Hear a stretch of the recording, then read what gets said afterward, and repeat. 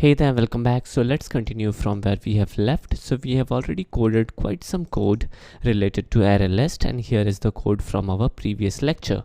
Alright, so this is cool. Now moving forward, we would be like adding yet another method which will help us to modify content from our list. Alright, so let's get started. In here, we will type in void modify name, and we will accept position comma the name or the new name. Alright, so now we will pass in the position and the new name in order to set the content for a specific name. So in here the code is pretty simple. I will type in list names, which is the name of the list, dot set, and to the set method there are two property. First one is index, so we will pass in index, and second one is the element, so where we will pass in the new name. So this is cool. Alright, so index is not the name, in fact position is the name we are receiving. So let me copy and paste position in here. So this looks good to me, and let me comment out the previous code which might confuse us. Alright, so this is the previous code, and in here first of all we will display the contents. Alright, and then moving forward we will update a specific name or a specific position, right? So at position 3 we have Pooja, so we will update that with some other name maybe. So I will type in app dot modify name, and I will pass in the position as 3, and the name would be Emma. Alright, so this is a good name though. Alright, so let me execute the program. Here is the program. I guess we are displaying the list twice, so let me get rid of this particular code from here. So first of all we are displaying the original list which is here, and then we are modifying the list and we are replacing Pooja with Emma, right?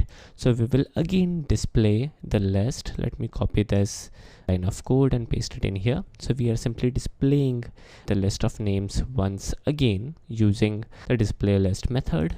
And now in place of Pooja we are seeing Emma, which is fantastic, and this is how we can modify a value in a specific position. Now you might think that how we can search for a specific person and then replace the name, right? So there is in fact a way how we can do it. So for doing it, first of all we need to search for a specific name. So in here I will type in void search, and we will receive the name, so string name. Alright, so first of all we will search for the position, and then using the position we can modify the content at the specific position. Alright, so in here if I type in list names dot, here there are multiple suggestions, and one of the suggestion would be like contains. So in here we have this contains method. Now contains method will return us boolean value. It will give us true or false, right? So it will either give us true if we find the content in the list, or false if we don't find the content, which is cool. But we also want the index of the position, so I suppose the method is index of, right? Here we go, and we will pass in the name.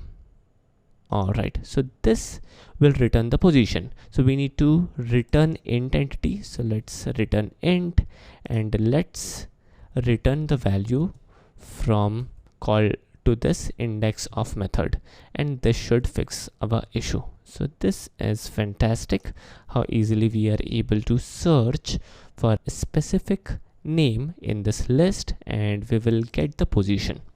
Alright, so now in here we will do one more thing. Let us get rid of this in order to reduce the confusion. In fact, this code is already available in our previous lecture, so refer the project file from our previous lecture for this code. Let me get rid of the code in order to give you a better understanding. So this looks better now. Firstly we are displaying the list, then we have some code for removing by position, removing by string. Let us also get rid of these two methods as well. So we are simply simplifying the code in order to give you a better understanding. If I execute this, this will simply display the list, No rocket science in here. We have the modify name method, we have the search method. So first of all, let us search for a method. All right, so in here I will type in list position equals app dot search, and we will search for Pooja maybe, and then we will try to display the position in order to show you whether we are getting the position correctly or not. So the output should be 3, which is perfect. Now for example, we by mistake pass in Pooja and P in a lowercase. In that case, we won't be able to search for an exact result. In that case, we will get -1 as a output. Definitely we can handle the situation accordingly, and everything seems to be good enough. So in here, let's now add in a if condition. So I will type in if position is not equals to -1. In that case, we will proceed further and call in the modify name method. Let us also add in the else part first. So in else part, we will display invalid entry. Alright, so now let's finally code in the if part. So in here, we will type in app dot modify name, we will pass in position, and we will pass in the new name, which would be Emma. This seems to be good enough. Now if I execute the program, then it will display invalid entry, and if I fix the name Pooja as P in uppercase, then it will modify the name accordingly. Alright, so this is cool. And inside this if part, we will also call in this display list method, which will display us the updated list. Here we go. So now Emma is being listed as a part of the list. So this is how we can modify the name as well. Now, if you are a little confused about this program and how this is working, I suggest you to revisit these 2 videos of ArrayList and ArrayList part 2 and do practice. Practice makes a person perfect. So practice is really important. So do try to code this by yourself and the concept would be cleaner in your mind.